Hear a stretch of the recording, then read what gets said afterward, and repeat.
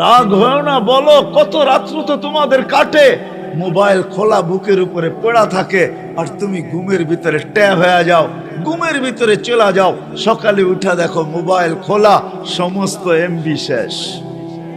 হয় না? রূপগঞ্জে কি এরকম মানুষ নাই? টেলিভিশন দেখতে দেখতে ঘুমায় গেছে, সকালবেলা উঠা দে টেলিভিশন চলতেছে, জিব্বায় কামড় দিয়া বলতেছে সারা রাত্র চলতেছিল।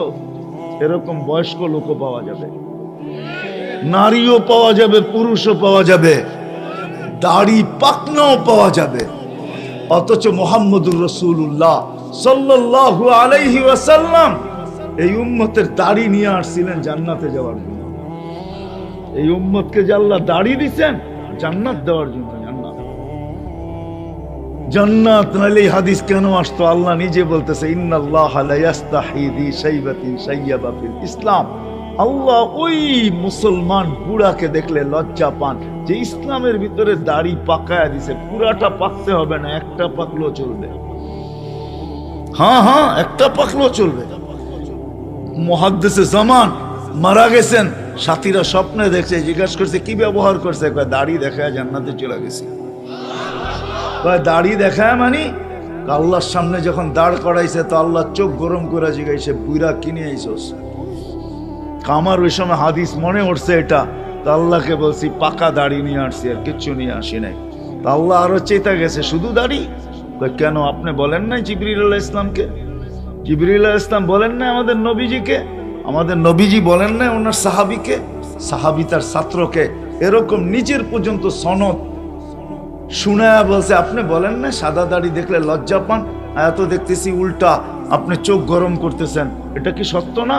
সত্য ছিল না? তা আল্লাহ হাসি দিয়া বলছে সবাই সত্য বলছে, আমিও সত্য বলছি, মাফ করে দিলাম। মারিয়ে দিয়েছিলেন জান্নাতে যাওয়ার জন্য। হায় হায়, আমাদের যাত্রা এখান থেকে না, যাত্রা ওইখান থেকে। এই জন্যই আল্লাহ বলতে এক নিকৃষ্ট পানির ফোঁটা ছিল। কোথায় ছিলাম এটাও বলছে। যুবক, এটাই সত্য। আমি দুনিয়ার শিক্ষিত লোকগুলাকে যদি জিজ্ঞাসা করি যে কোরআন হাদিসের আলোক ছাড়া তোমরা তোমাদের শিক্ষায় বলো, তুমি তো বলো বানর ছিলা, মাইনা নিলাম, এর আগে কোথায় ছিল এটা আমাকে তথ্য দাও। মাইনা নিলাম তুমি বানর থেকে বানর ছিল, আচ্ছা বানর কোথায় ছিল এটার তথ্য দাও। তোমাদের কোন বিদ্যায় আছে? আছে নাকি? আপনারা তো শিক্ষিত, আছে? হ্যাঁ, নাই? আছে? আরে বলেন না, কোরআন হাদিস ছাড়া কিন্তু দুনিয়ার কোন শিক্ষায় আছে? মানুষ মারা যাওয়ার পরে কোথায় যাবে কোরআন হাদিস ছাড়া? আছে? কোথায় যাবে? হ্যাঁ, তো আগেও কোথায় ছিল এটাও জানো না, পরে কোথায় যাবে এটাও জানো না, মধ্যখানে একটু পায়া। ও কোম্পানির মাছ বেশি পানিতে পেলে গেলে খলবল করে বেশি, ঠিক না? এটাই কি খলবলি? মধ্যে একটু পায়া। এই যে তো সাহাবা ইকরাম আমাদের গালে থাপ্পড় মেরা বুঝাইয়া গেছেন। যেমন আমরা বলি না সাহাবা জেনারেল শিক্ষায় শিক্ষিত ছিল না, আধুনিক শিক্ষায় শিক্ষিত ছিল না, বিজ্ঞান ওনারা বুঝতেন না। সাহাবা ইকরাম জানতেন যে একদিন আসবে আর আঙ্গুল উঠাবে, তো থাপ্পড় মেরা দিয়া গেছেন। যত বিদ্যারই অধিকারী হস না কেন, ম্যাককে অনুগত্য করে আগে দেখা, তারপরে মানব। আমরা তো ম্যাককে অনুগত্য করতে পারতাম। যতই বিদ্যান হও না কেন, টোকা দিয়া ভূমিকম্প দূরভীত করে দেখাও, তারপরে মানব, ঠিক না? যতই শিক্ষিত হও না কেন, অগ্নিগিরিকে হাতের ইশারায় পাহাড়ে আবদ্ধ করে দেখাও, সব রাখা আছে চিহ্ন। 27 কিলোমিটার ঘোড়া দৌড়ায় দেখাও, সমুদ্রের উপর দিয়ে এখনো চিহ্ন রাখা আছে। আমি তো চোখে দেখা বলতেছি, কিতাব পড়া না, এগুলা অধিকাংশ আমার চোখে দেখা আছে। ওই পাহাড়ও দেখা আছে যেটার থেকে অগ্নিগিরি বাহির হয়েছে, ওই জায়গাও দেখা আছে যেখান দিয়ে বাহরাইন ঢুকছেন 27 কিলোমিটার দৌড়ায়। ওই পাহাড়ও দেখা আছে যেখানে ওমর রাদিয়াল্লাহু তাআলা আনহু 3000 কিলোমিটার দূর থেকে দেখা দিয়েছেন জুমার খুতবায় দাঁড়ায়া, মেম্বরে দাঁড়ায় সারিয়াতাল জাবাল, এখনো পাহাড়ের গায়ে বিরাট বড় সাইনবোর্ড লাগানো আছে, হাদা হুয়াল জাবাল, এটা ওই পাহাড় যেটা 3000 কিলোমিটার দূর থেকে আমিরুল মুমিনিন ওমর ইবনুল খাত্তাব রাদিয়াল্লাহু তাআলা আনহু সেনাপতিকে দেখায় দিয়েছিল, এটা আগে সামলা যুদ্ধে জিততে পেরে।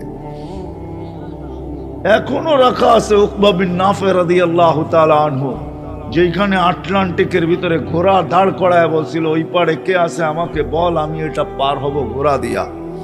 ওই কবরও আমার দেখা আছে। চিঠি দিলে নদী পানি ছাড়তে বাধ্য। 6 বার আমি দরিয়ায় নীলে যেয়ে খুঁজে আসছি ওই চিঠিটা পাই কিনা। যদি পাইতাম তাহলে রাত্রে ছাড়তাম আর সকালে জাদু দেখায়া দিতাম পদ্মা, মেঘনা, যমুনার পানি নিয়ে। 6 বার আমি ওই চিঠি তালাশ করছি, মনে মনে পাই নাই। আমি 6 বার দরিয়ায় নীল দেখছি। আমি 6 বারই ভাবছি আহা যদি চিঠিটা পাইতাম তাহলে জাদু দেখায়া দিতে পারতাম, কারণ এই চিঠি পদ্মা, মেঘনা, যমুনায় ছাড়তে দেরি, পানি আসতে দেরি হতো না, পানির অভাব হতো না।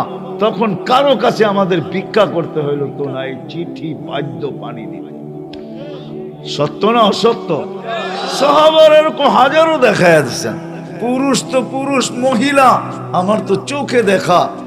উম্মে হারাম রাদিয়াল্লাহু তাআলা আনহা যেখানে সিংহের কানে ধরে বলছিল আমাকে থাবা, আমার উপরে থাবা, জানতো তোর যাবে, আমি আল্লাহ আল্লাহ রসুলের গোলাম। তো সিংহ পায়ে রেখা, কদম রেখা, মাথা রেখা বলছিল মাফ করা যায় না।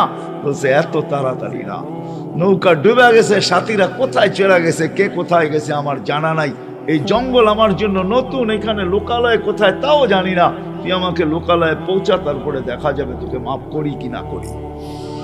ওই জায়গা এখনো চিহ্ন রাখা আছে, ওই জঙ্গল এখনো টিউনিসিয়ায় আছে, যেখানে সাহাবা দাঁড়ায় বলছিল নাহনু রাসূলু রাসূলিল্লাহ, আমরা আল্লাহর রসুলের প্রতিনিধি।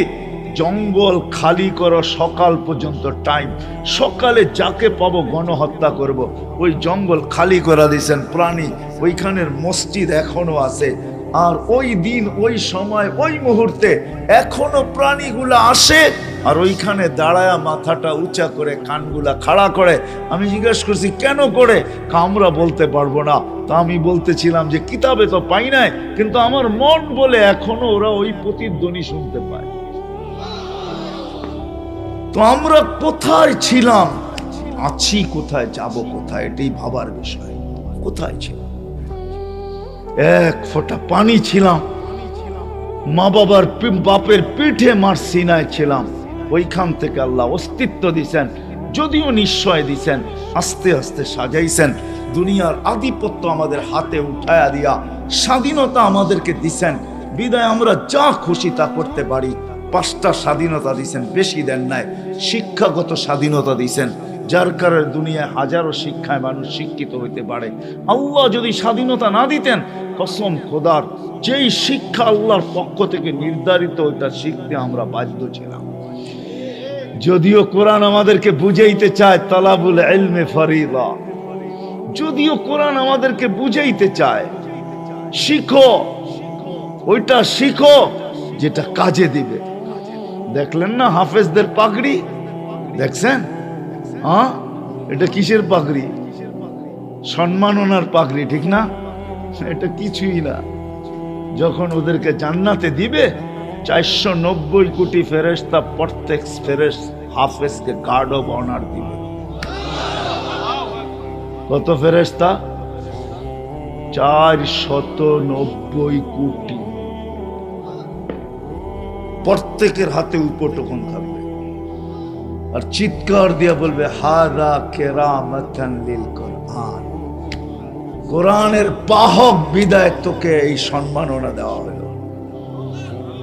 মা বাবাকেও দেওয়া হবে, শুধু মাথায় তাজ দিবে এতটুকু না, মা বাবাকেও দেওয়া হবে। ফেরেশতা গার্ড অফ অনার দিবে, একটা শহর বানায় দিবে আল্লাহ হাফেজদেরকে, মদিনাতুম মিন মারজান।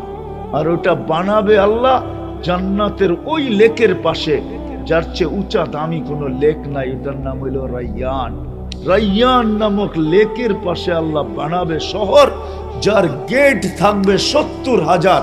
প্রত্যেকটা গেটে 70,000 ফেরেশতা, তাকে স্যালুট দিবে। কুল্লামা ইয়াদখুল ওয়া ইয়াখরুজ, একদিনের নইগা যতবার ঢুকবে আর বাহির হবে সালাম দিবে। এই জন্য শিখতে বুঝতে চেষ্টা করি, এতটুকুই শেষ না। দুনিয়ালা তো ভাবতেছে আমার জাতি যদি বুঝতো, কসম খোদার, আমাদের শিক্ষিত মানুষগুলো যদি ভাবতো, আমি যুক্তি দিয়ে আপনাদেরকে বলি, দুনিয়ার কোন দেশ আমাকে দেখাবেন? তাহাদিসে নেয়ামত বলতেছি, আমার ৯৯টা হয়ে গেছে আর 1 রান বাকি আছে। আশা রাখি যদি আল্লাহ জীবিত থাকে এই কোনো সময় পিটায় নেব, বল আছে, পিটাইতে অসুবিধা হবে না। আমি দুনিয়া ঘুরে বলতেছি, দুনিয়ার কোন দেশ দেখাবেন 7.8 ভূমিকম্প আসছে, কিন্তু বিপর্যয় হয় নাই। দুনিয়া একটা দেশ দেখা, গত ডিসেম্বরে সুমাত্রা ইন্দোনেশিয়ায় ভূমিকম্প আসছে 5.6। উঠান নেটে দেখেন, এক জায়গায় 42 জন মারা গেছে, পুরা এলাকা মাটির নিচে। এর অল্প কয়েকদিন আগেই বাংলাদেশে আসছে 6.1। কিচ্ছু হয় নাই, কেউ জানেই না, অধিকাংশ মানুষ জানে না। ওটা ওই সময় আসছে যেই সময়ে ফজরের নামাজের আজান হয়ে গেছে, মসজিদে যাব এই সময় আসছে, তাও আমি জানি নাই। গড়ালারা বলতেছে লিফটে উঠো না, ভূমিকম্প। কোন দেশ আছে বিপর্যয় ঘটে নাই? শুধু বাংলাদেশ বিপর্যয় ঘটে নাই। হ্যাঁ, দুনিয়ার একটা দেশ দেখান আমাকে যেই দেশে 10 নম্বর মহাবিপদ সংকেতের ফ্ল্যাগ উড়ানো হয়েছে আর বিপর্যয় ঘটে নাই। ওই দেশ বাংলাদেশ। হ্যাঁ, 10 নম্বর মহাবিপদ সংকেত উঠানো হয়েছিল, বুলবুলের সময় কিচ্ছু হয় নাই। বরিশাল অঞ্চলের যারা এখানে আছে, বরগুনা, বরিশাল, পাথরঘাটা, কয়েকটা কলা গাছ ছাড়া আর কিচ্ছু পড়ে নাই। আমি শুনা বলতেছি না, আমি ওই দিন পাথরঘাটা ছিলাম যেদিন বুলবুল বাংলাদেশে ঢুকছে। আমার মাথার উপর দিয়ে ঢুকছে, আমি ওর ডানা পানা পর সর সব সারা রাত্র দেখতেছিলাম যে এই 6 আঙ্গুলা বুলবুল কত বড়। আমাকে বুঝাইতে হবে না, সারা দুনিয়া বলছে করুণায় বাংলাদেশে যে বিপর্যয় হবে, কোথায় হবে না। আলহামদুলিল্লাহ, ডাইনে বামে হয়েছে, আমাদের এখানে কিচ্ছু হয় নাই। ঠিক না? হ্যাঁ, মাস্কই পড়ে নাই। ঠিক না? পড়ছেন? হ্যাঁ, কেন কেন না? টেলিভিশনে এত বড় বড় দেখছে তো, কাটা কাটা, নাকের ছিদ্র তো এত বড় না, এটা যাইবো তো যাইবো কি করে, খামাকা পড়ে লাভ কি? আবার যারা যুক্তি দিছে আপনার মুখটা তো বড়, ওইটা দিয়ে গেলে সারাদিনই তো পান চাবাই, সিগারেট খাই, বিস্কিট খাই, চা খাই, যাইবো তো যাইবো কোন দিক দিয়া? এই জন্য কেউ মাস্ক পড়ে নাই। বিপর্যয় ঘটছে, কেন ঘটে নাই? হায় হায়, 30,000 হেফজোখানা এই জন্য ঘটে নাই। 3.25 লক্ষ মসজিদ এই জন্য ঘটে নাই। কদমে কদমে হক্কানি আলেম এই জন্য ঘটে নাই। আমার স্কুল, কলেজ, ইউনিভার্সিটিতে হাজার হাজার যুবক আছে যারা আল্লাহর ভয়ে নিজেদেরকে লজ্জাপতির মতো গুটায় নিছে। মেইল ফ্যাক্টরিতে আমরা ঘুরি তো, এখন তো রাস্তাঘাটেও নামি না, নামলেই জড়ায় ধরে। আমরা দেখতেছি হাজার হাজার যুবক আলহামদুলিল্লাহ জান্নাতের শৌক, আল্লাহর রসুলের মহাব্বতে, আল্লাহর মহাব্বতে জান্নাতের শৌক নিয়ে নিজেকে লজ্জাপতির মতো গুটাইতে শুরু করছে। আল্লাহ তো এটাই বলছে, লাউলা শাবাবা খুশা, ও যুবক তুই যদি না থাকতি তাইলে কাহিনী সাইজ করে দিতাম, তুই আসস, তোর দিকে চাইলে কিছুই পারি না। হাজার হাজার যুবক আছে, লক্ষ লক্ষ পর্দানিসীন মা বোনরা আছে। এক আধ্যাত্মিক বাংলাদেশ, এক আধ্যাত্মিক, এটাকে কি বলে, সুরক্ষার চাদরে লেপটানো আছে 24 ঘন্টা। বিপর্যয় আসে তো আজান দিয়া, কিন্তু আমাদের দেশের সীমান্তে, লাল সবুজের সীমান্তে বাড়ি খায়া ডাইনে বামে চলে যায়। আমাদের এখানে কোনো বিপর্যয় হয় না, আর হবেও না, হয় না আর হবেও না, আমার বিশ্বাস। হ্যাঁ, যারা চায় বাংলাদেশে বিপর্যয়, আমি তো এদেরকে বলতে পারি এটা যে তোমরা ভুল করতেছ, ভুল করতেছ। কারণ এই মাটি তোমরা চিনো না। এই মাটি কোন মাটি? বাংলাদেশে ইসলাম আজকে আসে নাই, মদিনার সমসাময়িক বাংলাদেশের ইসলাম। ইতিহাস গাইটা নিয়েন। আল্লাহ রসুল হিজরত করেন নাই তখন 4 সাহাবী বাংলাদেশে চলে আসছে। আবু ওয়াক্কাস, ওহাব ইবনে মালিক, কাসেম ইবনে হুযাইফা, উরওয়া ইবনে সাসা, এই 4 সাহাবীর চেহারা দেখা বাংলাদেশের মানুষ মুসলমান হয়েছে। বাংলাদেশে ইসলাম যুদ্ধে আসে। 4 সাহাবীকে দেখা এইখান থেকে পরে 2 জন চিনে গেছেন, আবু ওয়াক্কাস, ওহাব ইবনে মালিক। 2 জন ইতিহাস বলে 2 জন এখনো এই মাটির নিচে ঘুমায় আছে। আমার বিশ্বাস কিয়ামতের দিন উঠবে আর বলবে তোমরা আমাদের হাত ধরে মুসলমান হইছ, আমরা তোমাদেরকে ছাড়া আল্লাহর রসুলের কাছে যাইতে চাই কি কইরা।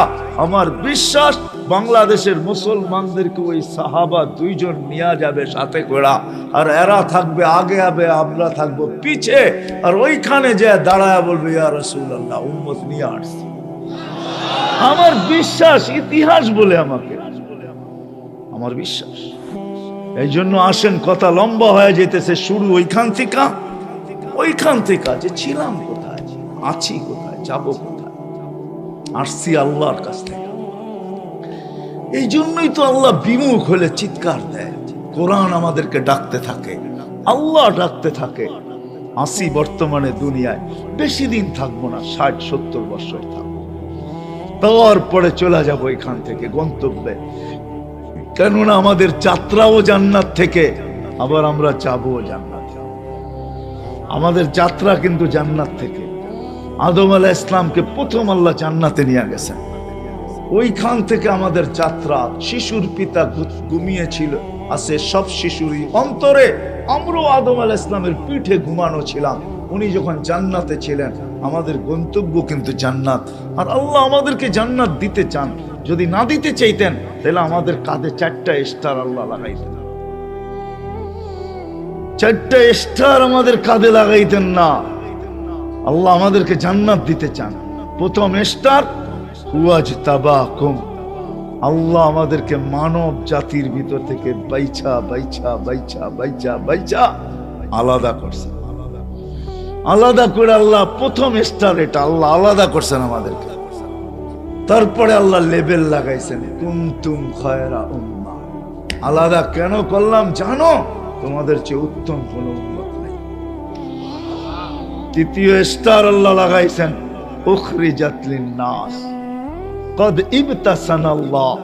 আল্লাহ আমাদেরকে প্রেরণ করছেন, আমরা আইনাই আসি নাই, আমরা সবাই প্রেরিত, আমরা কেউ আসি নাই। চতুর্থ স্টার আল্লাহ আমাদেরকে দিয়েছেন, শুহাদা আলান নাস। কিয়ামতের দিন আল্লাহ নিজের পক্ষে পাশে সাক্ষী হিসাবে আমাদেরকে দাঁড় করাইতে চান। এই উম্মতকে আল্লাহ দাঁড় করাবে। জালালউদ্দিন সুয়ুতী রহমতুল্লাহ লেখছে, সবাই মাঠে থাকবে, আমরা মাঠে থাকবো না। আমাদের জন্য আল্লাহ তার পাশে স্টেজ বানাবে। এই উম্মতকে আল্লাহ স্টেজে দাঁড় করাবে, কেননা আমরা সাক্ষী। সমস্ত উম্মতের উপরে আল্লাহর পক্ষ হয়ে আমরা সাক্ষী দিব। ওলামা জানে বুখারীতে বিরাট বড় কাহিনী আছে নূহ আলাইহিস সালামের উম্মত নিয়া। এই 4 স্টার আল্লাহ এই জন্যই দিয়েছেন, আমরা যেন সবাই গন্তব্যে পৌঁছি, সেটা হলো জান্নাত। জান্নাতে পৌঁছি, আমাদের নারী, আমাদের পুরুষ, আমাদের যুবক, আমাদের বৃদ্ধ, নাইলে এই 4 স্টার আমাদেরকে দিতেন না।